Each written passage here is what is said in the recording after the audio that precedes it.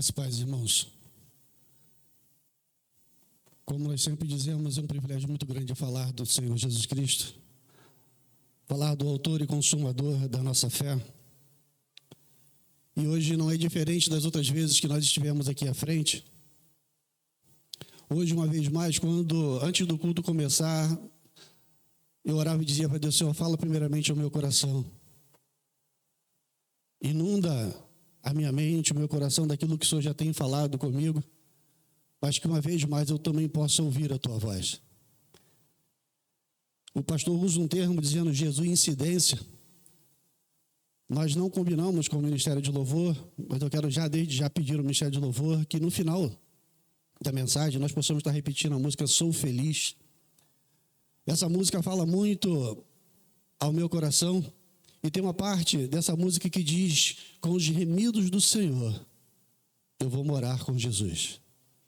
Todo aquele que proclama o Evangelho de Jesus Cristo, todo aquele que declara que Jesus Cristo é autor e consumador da sua fé, remido pelo sangue do Cordeiro, um dia nós estaremos juntos na eternidade, glorificando o nosso Deus para todo o sempre. Há pouco tempo atrás, nós estivemos aqui no púlpito pregando, e nós pregávamos o tema sobre uma igreja com missão. Nós falamos sobre a igreja invisível, a igreja triunfante, essa que nós sabemos que foi eleita na eternidade para viver a eternidade com Deus. Mas a verdade para nós é até que esse dia chegue da igreja triunfante, de nós fazermos parte dela por toda a eternidade, nós seremos a igreja militante, a igreja desta terra. Diante desta realidade, de que fazemos parte dessa igreja militante, que labuta dia a dia, que tem as suas atribuições, que tem as suas funções, que tem a missão de pregar o Evangelho do Senhor Jesus Cristo, em especial a igreja de Jardim Primavera, hoje, 1º de junho, nós fechamos o mês que dizemos ser o mês do lar. Tivemos um mês onde aprendemos bastante sobre as nossas famílias, aprendemos um pouco sobre os nossos relacionamentos, tivemos diversos irmãos pregando à noite, na parte da manhã, e uma das coisas que nos chama bem a atenção, diante de tudo aquilo que nós aprendemos, é a habilidade que nós temos de conversar e a habilidade que nós temos de nos relacionar com pessoas. Diante dessa perspectiva, dessas habilidades, de tanto de conversa quanto de relacionamento, nós vimos que aprendemos a ser um pouco melhor como marido, como esposo, como esposa, como mãe, como filho, como pais. Os nossos relacionamentos tendem a ser melhores porque nós aprendemos um pouco mais. Nós aprendemos dentro de uma teologia reformada que a revelação de Deus ela é progressiva. E como nós, no mês de maio, aprendemos um pouco mais sobre as nossas famílias, sobre as nossas habilidades, tanto de conversar quanto de nos relacionar, quero crer à luz da palavra de Deus que nós saímos do mês de maio melhores do que quando começamos o mês. Todos concordam? Acredito que sim. Porque difícil para nós é entendermos, lermos a palavra de Deus e ela passar desapercebido. Porque a palavra de Deus nos diz que ela é útil para o ensino, para a repreensão, para a correção. Ela é poder de Deus para transformar as nossas vidas. E no mês de maio a palavra foi ministrada de diversas formas, de diversas maneiras, por diversas pessoas, com o objetivo único de glorificar a Deus e que as nossas famílias fossem fortalecidas. A igreja chamada militante, a igreja com a qual nós fazemos parte ainda no dia de hoje, ela tem a oportunidade de pregar Jesus Cristo como único e suficiente Salvador. Por isso nós estamos aqui, 1º de junho, objetivo único de glorificar a Deus. E diante dessa realidade, eu quero convidar os irmãos a abrirem as suas Bíblias na segunda carta de Paulo aos Coríntios, capítulo 4,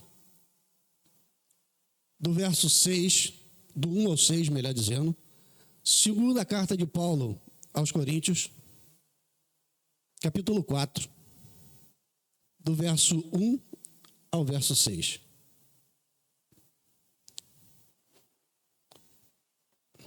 Diz assim a palavra do nosso Deus. Tem o título: Paulo cumpre o seu ministério com fidelidade. Pelo que, tendo este ministério, segundo a misericórdia que nos foi feita, não desfalecemos. Pelo contrário, rejeitando as coisas que por vergonhosas se ocultam, não andando com astúcia, nem adulterando a palavra de Deus. Antes, nos recomendamos a consciência do homem, de todo homem, a presença de Deus pela manifestação da verdade. Mas se o vosso evangelho ainda está encoberto, é para os que se perdem que está encoberto, nos quais o Deus deste século cegou o entendimento dos incrédulos, para que lhes não resplandeça a luz do evangelho da glória de Cristo, o qual é a imagem de Deus. Porque não nos pregamos a nós mesmos, mas a Cristo Jesus como Senhor, e a nós mesmos como vossos servos, por amor de Jesus. Porque Deus, que disse, das trevas resplandecerá a luz, e ele resplandeceu em vosso coração, para a iluminação do conhecimento da glória de Deus na face de Cristo. Antes de nós passarmos à exposição da palavra de Deus, eu quero compartilhar com os irmãos uma história. Conta-se uma história de dois irmãos fazendeiros. Irmãos muito unidos, irmãos que tinham tudo em comum, irmãos esses que passaram os seus dias trabalhando e vendo o fruto do seu trabalho sendo próspero. E a história conta que esses irmãos, no decorrer do tempo, em determinado momento, esses irmãos se desentenderam. A história não diz qual era o problema, mas diz que em determinado momento eles se estranharam. E a realidade eram dois irmãos fazendeiros e de uma fazenda para outra existia um riacho entre os dois, entre as duas residências. E o tempo foi passando e esse atrito entre os dois foi se crescendo. E eles não podiam nem mais passar um perto do outro, nem mais podiam olhar um para o outro, porque eles já estavam se odiando diante de circunstâncias que surgiram no dia a dia entre os dois irmãos, que outrora eram próximos, eram unidos e tinham tudo em comum. A história diz que em determinado momento um carpinteiro aparece na casa do irmão mais velho, perguntando a ele se tem algum serviço que ele possa executar. E esse irmão pensando assim, eu não gosto do meu irmão, eu não me relaciono com o meu irmão, eu tenho uma pilha de madeira aqui, então eu tenho um trabalho por carpinteiro. Carpinteiro, está vendo essas madeiras? Construa a maior muralha que você puder para que eu não consiga nem olhar a casa do meu irmão que está do outro lado. E o carpinteiro pergunta, mas por quê? Ele falou assim, é meu irmão, mas nós não nos relacionamos e eu não quero nem olhar para a residência do meu irmão. E ele falou assim, está aqui a madeira, está aqui as ferramentas, está tudo o que você precisa, eu vou à cidade resolver algumas coisas e depois nós conversamos. O carpinteiro, bem ciente do que precisava fazer, pegou as ferramentas, pegou as madeiras e fez o seu trabalho. Ao findar do dia, o irmão mais velho chega e, para sua surpresa, quando ele olha de longe, ele fica assustado diante daquilo que ele viu. Em vez da grande muralha, em vez da grande barreira que ele deveria ver, ele viu uma grande ponte construída entre as duas propriedades. Pontes essas que ligavam a casa do irmão mais velho com a do irmão mais novo. E o seu primeiro sentimento foi de chegar para o carpinteiro, o que você fez? Não foi isso que nós combinamos. Enquanto ele dizia para o carpinteiro, ele reclamava com o carpinteiro, quando ele olha para o outro lado da ponte, o outro irmão mais novo, de braço estendido, começava a chorar, indo em direção a ele, e ele parou de falar com o carpinteiro, ele foi em direção ao irmão, os dois se abraçaram, houve reconciliação. E quando ele olha para o lado, ele fala assim, eu preciso conversar com o carpinteiro. O que ele fez não tem palavras. Ele diz, carpinteiro, eu preciso te recompensar, eu tenho outros trabalhos para você. E o carpinteiro diz, não, o meu trabalho está feito. Eu tenho outras pontes que precisam ser construídas. Quando nós falamos de pontes, uma ponte, quando ela é construída, ela tem o objetivo de ligar dois pontos separados por algum obstáculo. Pode ser um rio, pode ser um abismo, pode ser uma vala, pode ser um buraco, seja qualquer que seja a dificuldade. A ponte tem essa finalidade, ligar dois pontos que precisam ser interligados. Diante de um contexto cristão, uma ponte precisa ser construída para reconciliar o homem com Deus, ligar o homem ao seu Deus. No mês de maio, propriamente dito, dois irmãos que pregaram na parte da manhã, não sei se a igreja se atentou a isso, dois irmãos na sua pregação também disseram com relação a isso. Nos nossos relacionamentos, nas nossas habilidades, muitas vezes nós construímos barreiras, muitas vezes nós criamos dificuldades para que o nosso irmão, para que o nosso companheiro, a pessoa que nós amamos, possam conhecer, ter acesso à pessoa de Jesus Cristo. Mas em vez de construir barreiras, nós precisamos construir pontes. dar acesso para que o outro também se achegue a Jesus Cristo, para que o outro também possa ver o outro lado e ver que do outro lado existe Jesus Cristo, e Jesus Cristo é o autor e consumador da nossa fé. É Jesus Cristo que transforma a nossa realidade e faz vir de novo a felicidade de poder dizer: sou feliz. Diante dessa realidade, o apóstolo Paulo escreve aos Coríntios. A realidade é que essa segunda carta de Paulo aos Coríntios, ela foi escrita aproximadamente 1 ano depois da primeira, quando Paulo estava na sua segunda viagem missionária, ele estava na Macedônia. O que acontece nessa realidade, nessa situação? A igreja de Corinto era uma igreja que estava sendo assolada por falsos apóstolos, por uma religiosidade falsa, por pessoas que estavam deturbando o evangelho pregado por Paulo, pessoas que estavam modificando o evangelho naquele tempo e colocando em xeque, colocando em dúvida o apostolado do apóstolo Paulo. Tanto é que quando nós começamos a ler no verso 1 do capítulo 4, ele diz: pelo que tendo esse ministério. Se nós olharmos o capítulo 1, Paulo vai dizer: Paulo, apóstolo do Senhor Jesus Cristo. O apóstolo Paulo, quando ele vai escrever a carta aos Coríntios, a segunda carta, ele tem toda a autoridade de poder dizer para aquele povo, mas ele não usa de autoridade, mas ele usa de amor, como pai da fé. Porque a intenção de Paulo era fazer com que o povo da igreja de Corinto tivesse em pleno conhecimento do autor e consumador da nossa fé. Tanto é que ele registra nesses fatos que o evangelho verdadeiro é aquele que traz luz ao povo, e essa luz é transmitida pelo Espírito Santo de Deus para que o homem seja convencido da justiça, do juízo e do seu pecado. Diante dessa realidade, nós observamos que Paulo, ao defender o seu apostolado, ao defender a sua missão, eu quero fazer algumas considerações com os irmãos nessa noite. Sabemos que a igreja de Corinto era uma igreja problemática. Igreja essa que pessoas usavam a igreja como palanque, usavam a igreja para pregar um evangelho diferente, colocar em dúvida a autenticidade do apostolado de Paulo. Se nós olharmos para os nossos dias hoje, quantas igrejas ao nosso redor pregam um evangelho diferente do que está escrito nas Sagradas Escrituras? Quantas pessoas muitas vezes usam os púlpitos, em vez de pregar a palavra de Deus, usam entretenimento? Quantas pessoas muitas vezes usam o púlpito, em vez de falar da palavra de Deus, contam historinhas? Muitas vezes as pessoas pegam a palavra de Deus, em vez de ler e expor, dizem aquilo: mas eu penso desse jeito. Não é o que eu penso, é o que está escrito na palavra de Deus. Muitas vezes os nossos púlpitos são assolados por pessoas que cedem a prerrogativa da centralidade do culto de ser a exposição da palavra de Deus somente para se cantar. Não é distante de nós que nós observamos igrejas, culto de 2, 3 horas. E durante esses cultos nós temos 10, 15, no máximo 20 minutos de exposição da palavra de Deus, porque o mais importante, a centralidade desses cultos, não é a exposição da palavra de Deus. Não é distante de nós, quando nós olhamos em muitas igrejas, que o púlpito, em vez de ser a centralidade da igreja, o púlpito é colocado do lado. Ou seja, a exposição da palavra, ela também, de forma simbólica, ela não é o centro, ela é colocada de lado. E nós vamos observar, e eu quero chamar a atenção dos irmãos para algumas considerações com relação a esse texto. A primeira consideração que Paulo faz e nos chama a atenção nessa noite, como igreja militante, enquanto estamos nessa terra, porque um dia seremos sim, de fato, a igreja triunfante. Um dia estaremos juntos com os remidos no Senhor na eternidade, mas até que esse dia chegue, nós somos a igreja de Cristo num tempo chamado hoje. A realidade para nós é que Paulo chama para nós a responsabilidade de entendermos que nós precisamos saber a nossa identidade.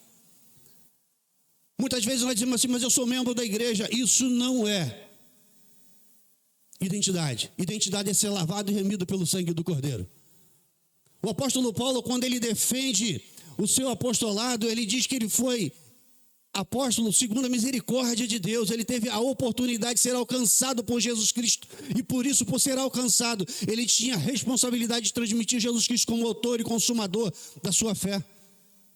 O verso 5, nós vamos ver a palavra de Deus falando isso. O capítulo 1, nós vamos ver o apóstolo Paulo falando isso, ele defendendo o seu apostolado. E quantas vezes nós, nos nossos dias, temos tido vergonha de dizer que somos crentes? Quantas vezes nos nossos dias, na nossa realidade, confrontado diante do pecado, confrontado diante da blasfêmia que é colocado diante de nós, das heresias ditas nos nossos dias, nós nos ocultamos, deixamos a prerrogativa do erro continuar. O apóstolo Paulo cumpria com fidelidade o seu ministério. Será que eu e você, nessa noite, temos cumprido o nosso ministério com fidelidade, com afinco? Será que nós temos orgulho em dizer que sou feliz em Jesus? Será que eu tenho alegria em dizer para o meu amigo que está lá fora, que vive uma vida conturbada, que vive num mundo de drogas, num mundo de perdição, de que eu pertenço a Jesus Cristo e Jesus Cristo transforma as nossas vidas? E Paulo fazia isso. Paulo defendia a sua missão, ele defendia o seu papel, ele defendia a sua identidade. Há pouco tempo atrás, o presbítero Eric falava sobre a estimativa do Brasil, de quantas pessoas se dizem cristãos e não fazem a diferença no nosso Brasil. É porque, de fato, a identidade do povo dito cristão muitas vezes é falsa, é enganosa, é só legalista, é só papel. E o apóstolo Paulo, mesmo estando distante, ele se preocupava com a igreja de Corinto, dizendo assim: eu, Paulo, apóstolo de Jesus Cristo, segundo a misericórdia de Deus, não permito que seja pregado nesta igreja entre os irmãos heresia. Pelo contrário, falemos a verdade, vivamos em verdade. Paulo defendia aquilo que está escrito em João capítulo 15, verso 16, não foste vós que me escolhestes a mim, mas pelo contrário, eu que vos escolhi a vós. Foi Deus que nos escolheu. Se nós estamos aqui, se nós pertencemos à igreja de Cristo, porque nós fomos chamados pelo Senhor Jesus. Será que eu e você, nos nossos dias, temos a alegria de dizer assim: eu sou eleito do Senhor? Será que dentro do meu coração, do seu coração, arde em nós a alegria, o ansejo de um dia estar na eternidade com Deus? Porque o verdadeiro cidadão do céu sonha com o céu. O verdadeiro cidadão dos céus, quando pensa de que isso tudo vai passar, ele diz: glória, porque tudo vai passar. Não existe dificuldade nessa terra que pare, que impeça o crescimento do reino. Não existe dificuldade nessa terra que venha impedir a expansão do reino de Deus, porque a Bíblia garante para nós que todo aquele eleito de Deus vai ouvir falar de Jesus Cristo. Por vezes nós vemos aumentar o número de irmãos que são missionários, que colocam as suas vidas, as suas famílias em risco em prol do Evangelho, porque arde no seu coração a vontade de dizer: Jesus Cristo salva, Jesus Cristo transforma, como fez na minha vida. Ele quer ser a ponte para outras pessoas também conhecerem Jesus Cristo, também declararem Jesus Cristo como autor e consumador da sua fé. Quando nós ouvimos a palavra de Deus, nós somos incomodados. O texto que nós lemos diz que quando ouvimos, nós somos modificados, mas existem aquelas pessoas que o Evangelho passa desapercebido. Passa desapercebido porque o Deus desse século tem cegado o entendimento. O apóstolo Paulo defendia a sua identidade. A segunda consideração que eu preciso fazer com os irmãos nessa noite, que o apóstolo Paulo coloca para nós, é que nós precisamos cumprir com fidelidade a nossa missão. Ninguém que faz parte de um exército pode ser militar de qualquer jeito. Nós temos irmãos que são militares, sabem muito bem disso.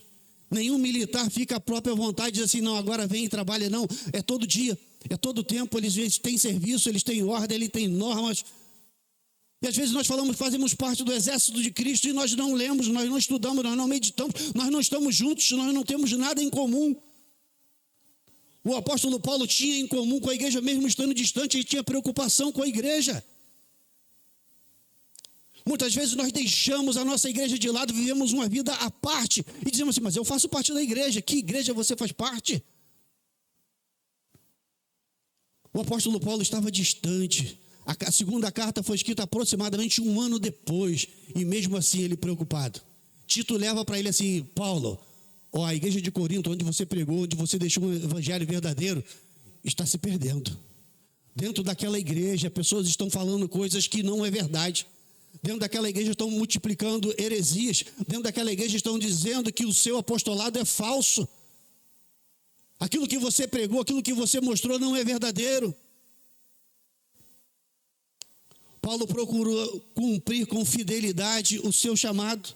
a sua missão. Quando nós olhamos que, mas é o apóstolo Paulo, o apóstolo é aquele que foi enviado, é aquele que tem uma missão. Nós não somos apóstolos, porque se teve ao tempo de Jesus, mas nós temos uma missão que é pregar Jesus Cristo como autor e consumador da nossa fé. Nenhum de nós vai poder dizer diante de Deus, Senhor, mas eu não tive o apostolado, mas você teve a missão de pregar. Jesus Cristo, quando foi assunto aos céus, ele mandou que nós pregássemos, nós pregamos porque já fomos revestidos de poder. Poder que veio do céu, poder do Espírito Santo. A igreja é dotada de poder quando ela se dobra diante de Deus, quando ela reconhece de fato quem ela é. E ela diz, Senhor, usa a minha vida para a glória do teu nome. Quando nós olhamos a nossa realidade, quanto igreja de Jardim Primavera, nós precisamos olhar para nós, dentro das nossas atribuições, qual é o meu papel como crente. Não é só ter um nome na lista de membros de uma igreja, não é só participar de uma sociedade interna, não é só ser oficial da igreja. Eu preciso viver para a glória de Deus, e o meu ministério quanto crente, quanto servo do Senhor Jesus, é viver para a glória de Deus. Ninguém pode chegar dentro de um quartel que nunca treinou, que nunca teve as suas habilidades dentro do quartel, chega assim, agora eu faço parte. Consegue, Felipe, fazer as mesmas coisas? Não consegue. Você tem que treinar sempre o mesmo treinar, fazer, porque vai chegar um tempo que nós teremos que colocar em prática. Às vezes nós vamos falar assim, mas eu vou para a igreja de novo, ouvir outra vez? Sim. Eu vou para a igreja orar outra vez? Sim. Existe uma frase que se diz, uma história contada, eu não sei o que a minha esposa cozinhou ontem. Eu não sei o que ela cozinhou semana passada, mas eu sei que me alimentou. Eu sei que me manteve de pé. Eu não sei de fato tudo que foi pregado na semana passada, mas eu sei que edificou a minha vida. Eu não sei tudo que foi cantado na semana passada, mas modificou a minha vida. Eu não sei o que foi falado tudo no mês de maio, mas modificou a minha história. Diante dessa realidade, eu e você precisamos perseverar, insistir o tempo todo em cumprir com fidelidade o chamado que nós temos, que é ser servo do Senhor Jesus Cristo. Porque ainda somos a igreja militante.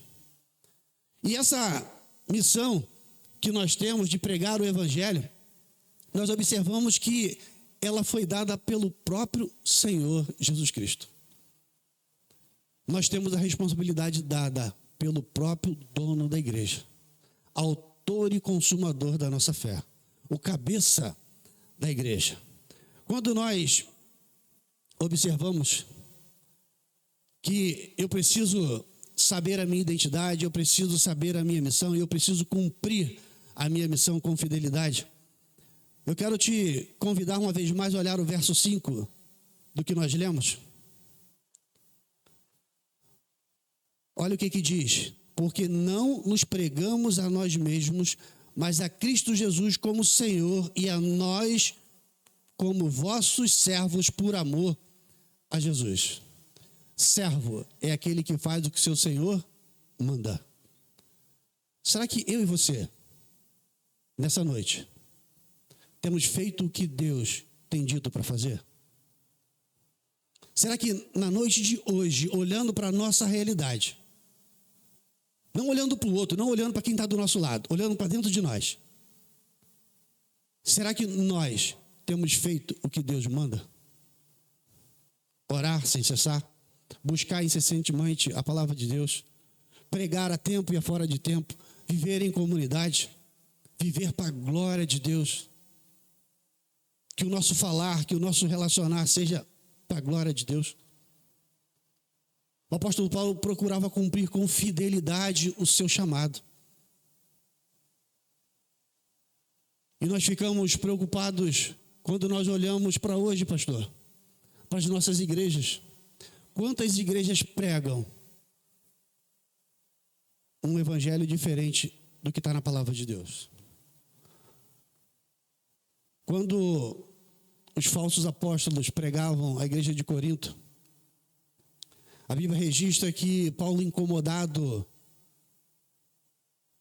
com aquela realidade, Paulo envia a segunda carta aos Coríntios como um pai que ama, que zela para que a sua igreja fosse fiel. Ou seja, cumprisse com fidelidade o seu papel. Nós precisamos olhar para nós no dia de hoje. Às vezes nós estamos no culto, mas não participamos do culto. Às vezes nós estamos na igreja, mas nós não somos a igreja.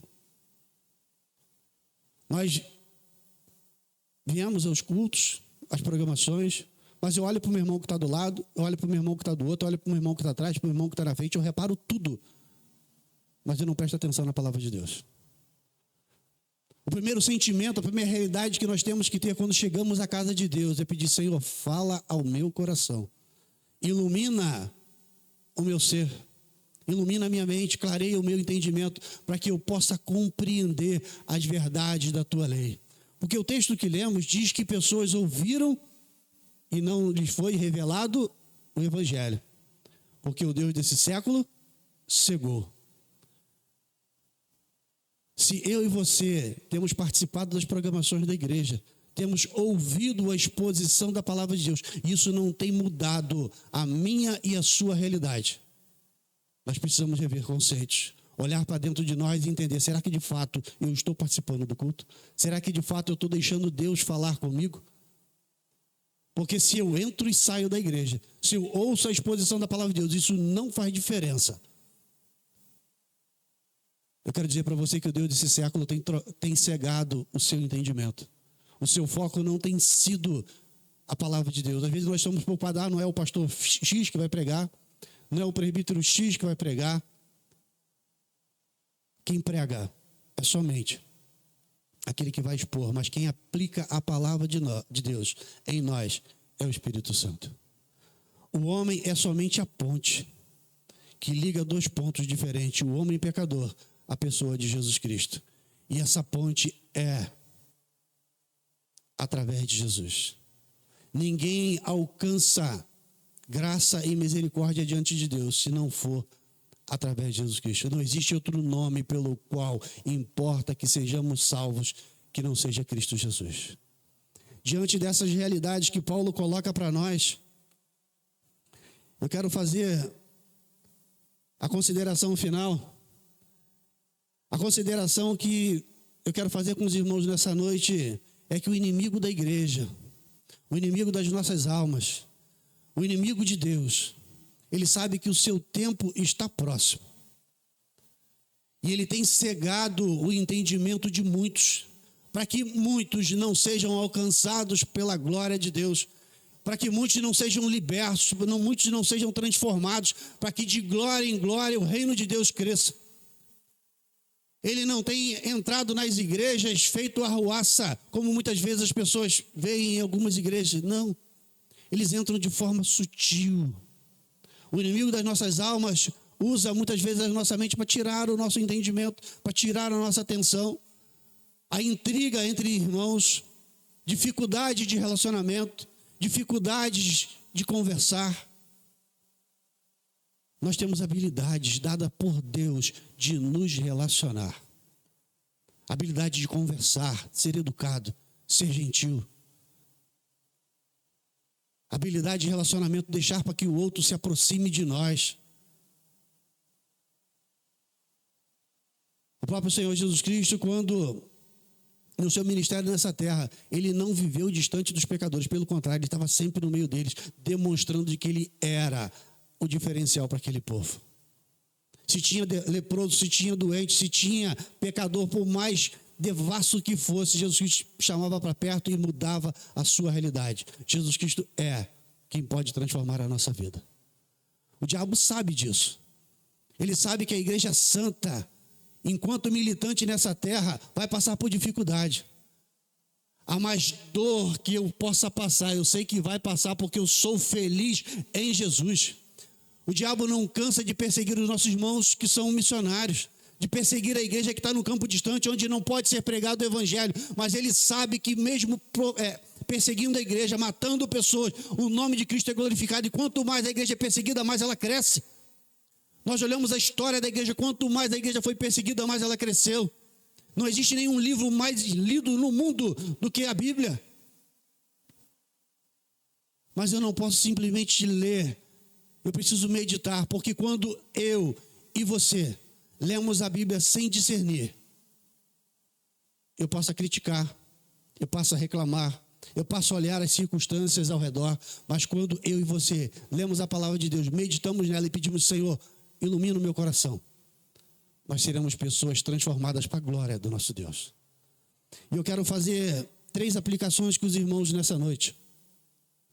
Diante da realidade da igreja de Corinto, diante da realidade que Paulo demonstra nessa segunda carta, a primeira aplicação que eu tenho para fazer com os irmãos nessa noite é que nem eu, nem você, nem ninguém tem autoridade e nem permissão de Deus para mudar nada do que está escrito na palavra de Deus.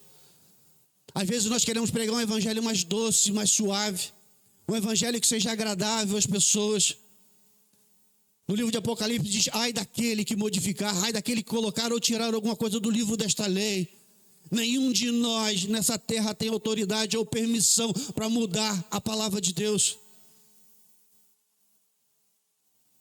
Por vezes nós vemos heresia sendo pregada de monte dentro das igrejas, mas independente do que outro pregue, eu e você precisamos viver com fidelidade. E quando chegar o tempo de demonstrarmos a essas pessoas, sejamos fiéis às sagradas escrituras, nós temos que pregar somente o que está escrito na palavra de Deus. Nós aprendemos que quando a Bíblia se cala, nós nos calamos. Nós não criamos interpretações, mas eu acho. Não, eu não acho. Ah, mas eu penso. Eu não penso. Se a Bíblia se cala, eu me calo. A Bíblia tem resposta para todas as perguntas. A Bíblia não entra em contradição. Então, a primeira aplicação que eu quero deixar para os irmãos nessa noite, nem eu nem você temos autoridade ou permissão de Deus para modificar a exposição da palavra de Deus, modificar a pregação da palavra. Ela deve ser segundo o que está escrito de forma fiel. Ah, mas é difícil escutar, mas é Deus falando. É duro escutar, mas é Deus falando. O pastor costuma usar um termo agridoce. É doce porque ela conforta, mas ela é árdua, porque ela também confronta o homem com o seu pecado. Ela não deixa que o homem, quando alcançado pelo evangelho, continue da mesma forma. É doce porque nos garante o céu.